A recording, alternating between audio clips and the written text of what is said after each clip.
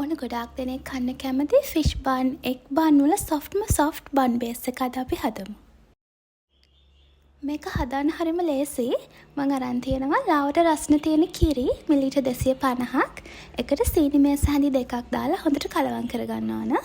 ඊට පස්සේ ඒ කිරි මිශ්‍රණයට ඊස්ට් තේ හැඳි 3ක් දාලා හොඳට කලවම් කරලා ඇක්ටිව් වෙන්න විනාඩි 15ක් විතර අරන් තියන්න. මම අද මේ කිරි මිශ්‍රණයට අරන් තියෙන ෆ්‍රෙෂ් මිල්ක්. ඔයාලට ෆ්‍රෙෂ් මිල්ක් විතර නැත්නම් පිටි කිරි දිය කරලා වුණත් ගන්න පුළුවන්. ඊට පස්සේ ටිකක් ඉඩ තියෙන භාජනයක් අරගෙන පාන් පිටි ග්‍රෑම් 650ක් මැනගන්න.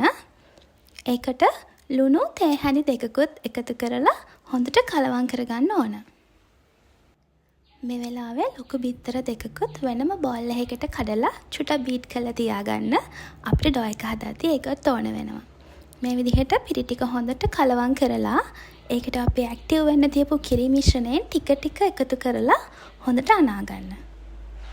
මේ විදිහට කිරි දාලා අනපු පිටි ටිකට අපි කලින් අරන් තියාගත්ත බිත්තර ටික ටික දාලා සොෆ්ට් ඩෝ එකක් එනකන් අනා ගන්න ඕනේ.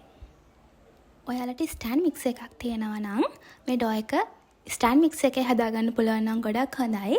අපි මේ පෙන්නන්නේ අතින් අනන විදිහ ස්ටෑන්ඩ් මික්සර් එකක් නැති අයට.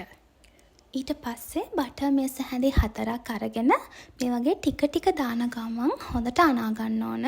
සොෆ්ට් ඩෝ එකක් එනකම්. මේ process එකට කොහොමත් විනාඩි 15ක් 20ක් වගේ යනවා ඔයාගේ ඩෝ එක සොෆ්ට් එකට එන්න. ඊට පස්සේ ඩෝ එක මේ වගේ නැප්කින් එකකින් වහලා විනාඩි 15ක් විතර තියන්න ඕන. විනාඩි 15කට පස්සේ ඔයාගේ ඩෝ එකේ ඇදෙන ගතියක් තියෙන්න ඕන. ඊට පස්සේ මේ වගේ බටර් මේස හැඳි දෙකක් දාලා හොඳට නීට් කරගන්න ඕන. මං කලින් කිව්වා වගේ ස්ටෑන්ඩ් මික්ස් එකක් තියෙනවා නම් හරිම ලේසියි මේක විනාඩි 20කින් වගේ හදාගන්න පුළුවන්. අතින් අනනවා නම් මිනිත්තු 30ත් 45ත් අතර වගේ අනන්න ඕන හරිම පදම එන්න. ඊට පස්සේ මේ ඩෝ එක නැප්කින් එකකින් වහලා ඩෝ එකේ සයිස් එක ඩබල් වෙනකන් ඩෝ එකට රෙස්ට් කරන්න දෙන්න ඕන. ඊට පස්සේ මේ ඩෝ එකෙන් ඔයාලට අවශ්‍ය ප්‍රමාණය කොටස් වලට වෙන් කරගන්න පුළුවන්.